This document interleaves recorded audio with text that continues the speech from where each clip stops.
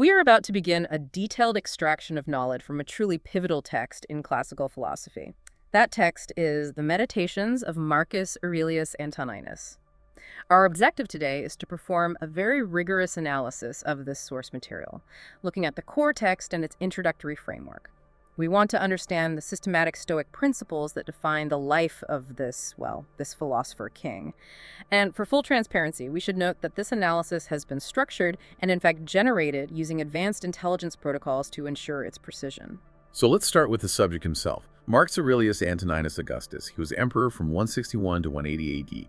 His significance really comes from this dual role he played. On one hand, he was ruling the immense Roman Empire. On the other, he was meticulously pursuing Stoicism.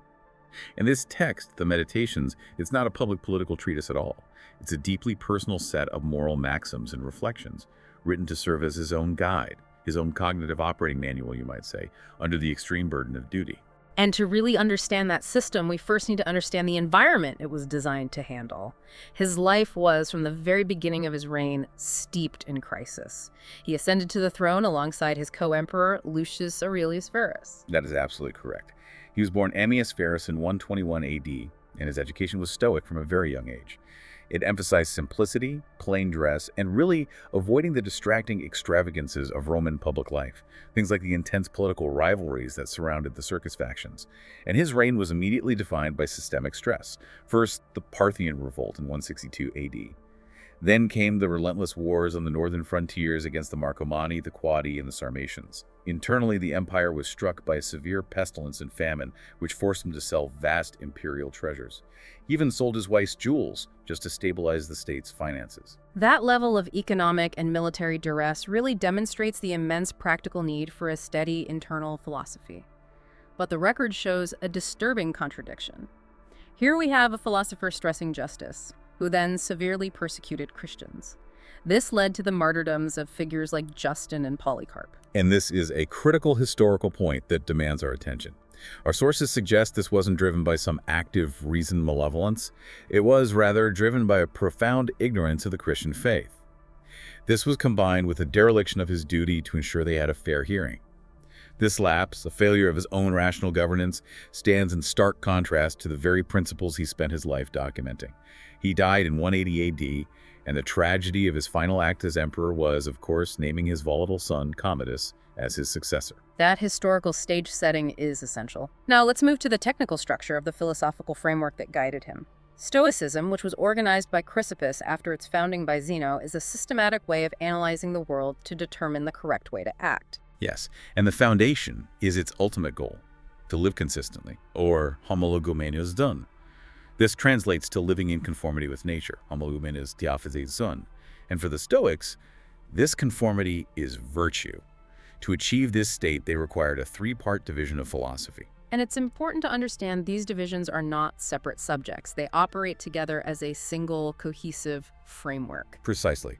First, there is physics. This is the Stoic view of the universe, rooted in materialism and pantheism. God is the universe itself, a rational spiritual force or reason that manifests as fire or ether.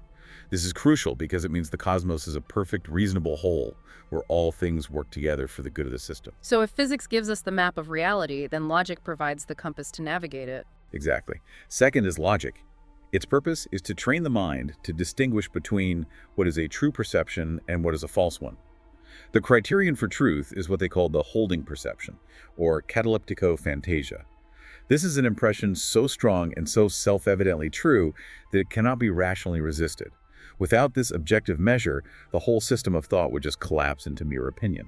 And this brings us to the third part, ethics, which is the application of the first two principles to our lives. Ethics is the ultimate practical outcome. Because the universe is rational, which we learn from physics, and because we can discern truth, which we learn from logic, the only path to genuine happiness is through virtue. Vice, conversely, is the only cause of unhappiness. Everything else, wealth, pain, honor, is external, and therefore what the Stoics called an indifferent thing. And this systematic training is immediately clear when you look at Book On the Meditations. This isn't just a casual list of mentors. It is a very deliberate inventory of the ethical inputs required to construct a virtuous character.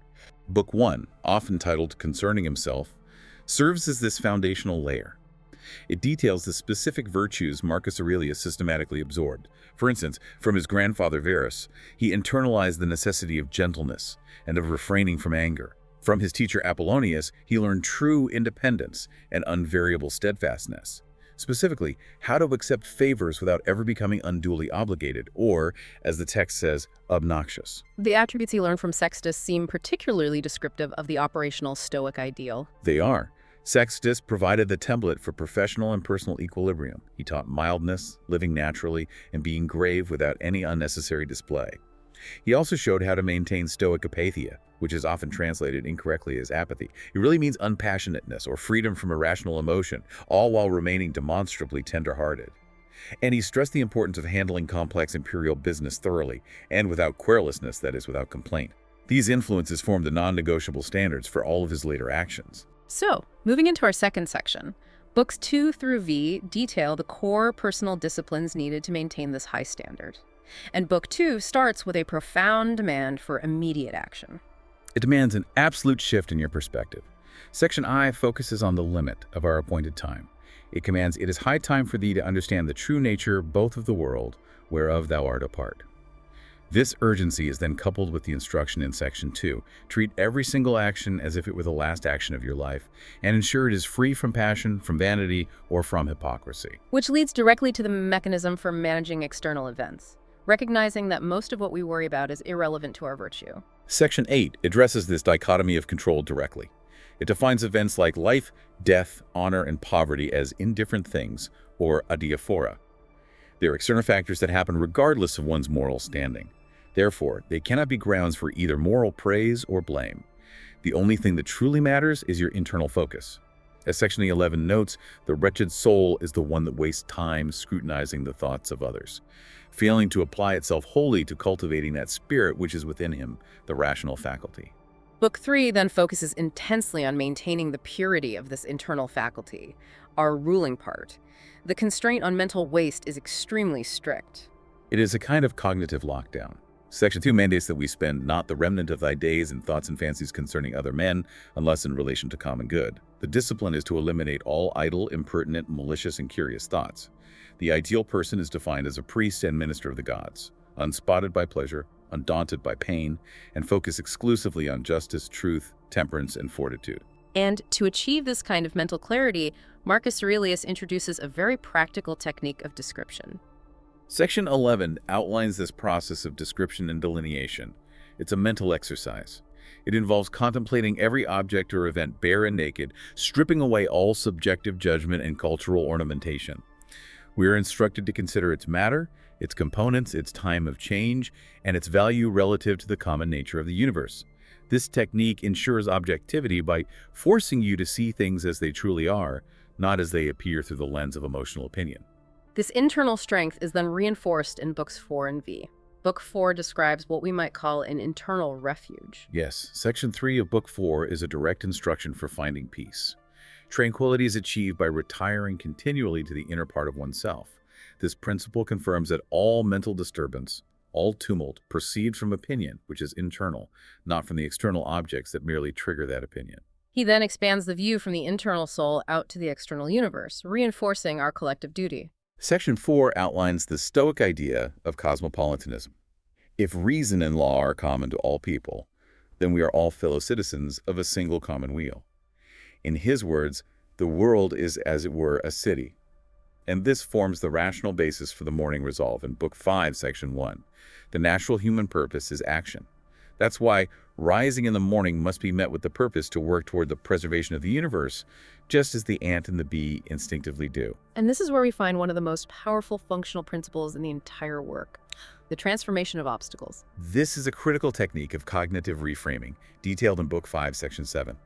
The rational mind possesses the ability to convert any external impediment into its own aim and purpose. The text states, what before was the impediment is now the principal object of her working, and that which before was in her way is now her readiest way. Every resistance you encounter becomes an opportunity to exercise a corresponding virtue, patience, fortitude, or ingenuity. It turns challenges into fuel for the system. Moving into Section 3, Books 6 through 9 shift our focus toward understanding the universal order and our functional role within it. Providence is a constant theme in Book 6. Section I confirms the Stoic worldview.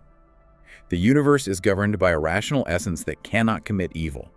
All occurrences are determined according to this will, which necessitates our rational acceptance. And the famous ethical response appears in Section V. The best kind of revenge is not to become like unto them. This redirects any external conflict back into the internal domain of your own virtue. Book 7 then makes a vital technical distinction about human interconnectedness. Section X addresses this deep sociological view. We must consider ourselves melos, a functional member of the mass of reasonable substances, rather than merely meros, which just means a part. You see, a part is passive and interchangeable. A member, like an organ in a body, is functional, essential, and integral to the whole.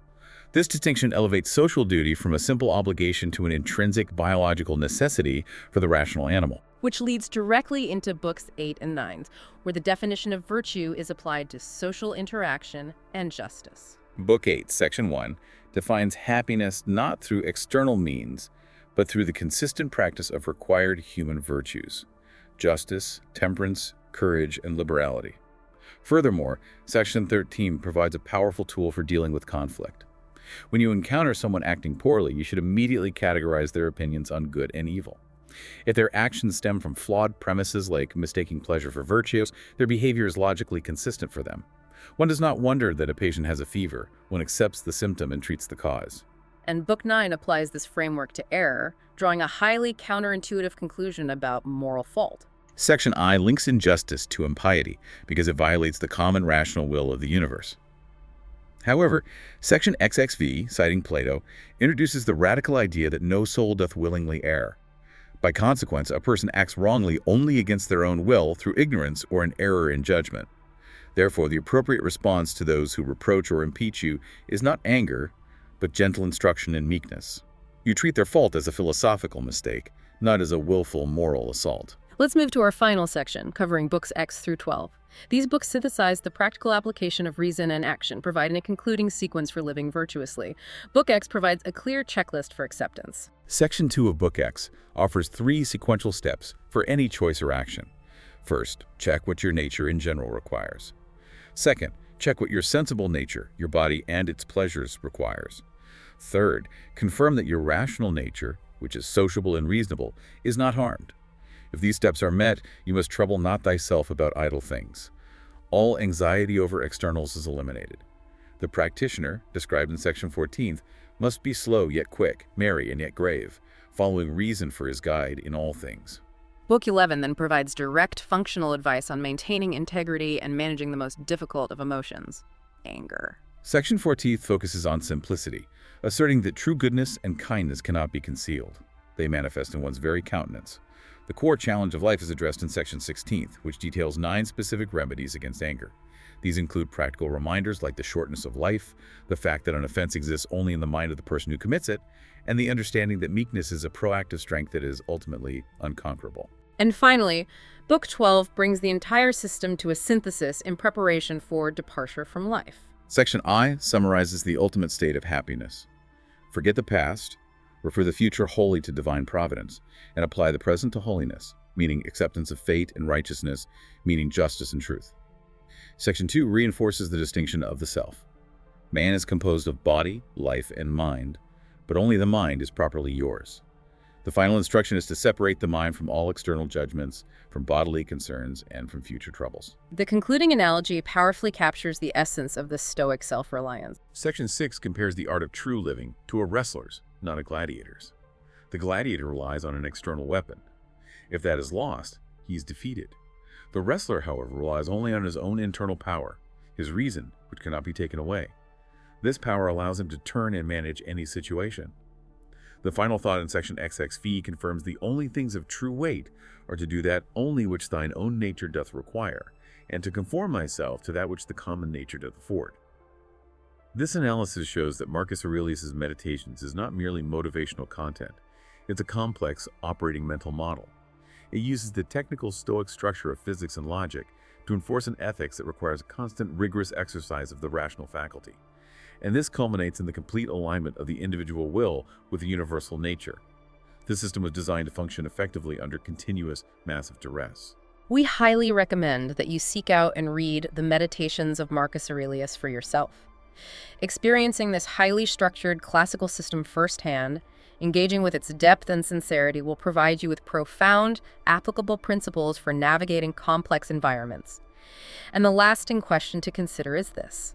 If the emperor of the known world believed his only true power lay within his own rational mind, how much of your own perceived power is dependent on external things? Thank you for joining us for this structured analysis of essential source material. We encourage all friends of this analysis to subscribe for more systematic explorations of complex thought. We wish you a great day.